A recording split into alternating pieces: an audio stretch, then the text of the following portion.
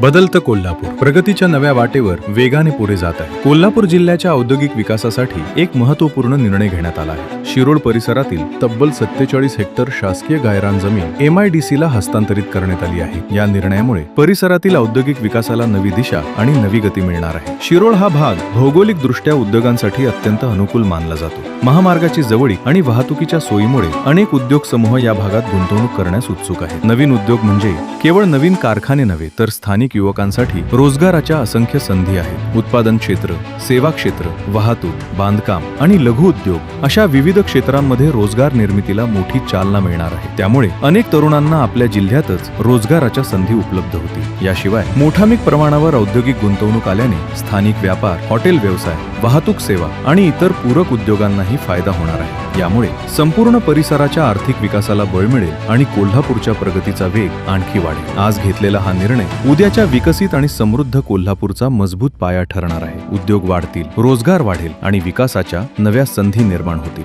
अशाच अपडेटसाठी आपल्या पेजला सबस्क्राईब करायला विसरू नका.